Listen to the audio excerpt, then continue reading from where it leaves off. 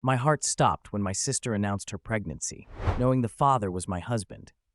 The room felt like it was collapsing around me, a whirlwind of shock and disbelief. I had always suspected something was off. The stolen glances, the whispered conversations, the sudden, inexplicable absences. But I never imagined it would come to this. My own sister, carrying my husband's child. I felt the ground shift beneath me, my world crumbling into pieces. We had gathered for a family dinner, the kind where you expect to share mundane life updates, not life-altering bombshells. She stood there, beaming with a glow I couldn't bear to look at as she made her announcement.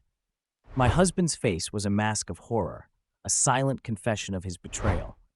I felt a tidal wave of anger and heartbreak crash over me, but I couldn't move. I couldn't speak. My parents, oblivious to the undercurrents, erupted in congratulatory joy while I fought the urge to scream.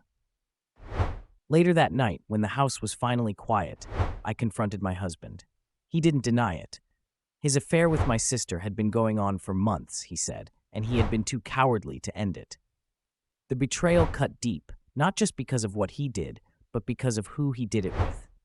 The person I had trusted the most in the world, the one I had shared my childhood with, had now become my worst nightmare. I felt a rage I had never known before, a need to retaliate, to make them feel the pain they had inflicted on me. But as I lay in bed, staring at the ceiling, a twisted realization began to take hold. It wasn't just their betrayal that haunted me, it was my own complicity. I had seen the signs, the warnings, and I had chosen to ignore them, to cling to my illusion of a perfect life. In a way, I had betrayed myself. The real shock, the true heartbreak, was recognizing that I had let this happen. I had allowed my life to be built on lies, and now those lies were tearing it apart.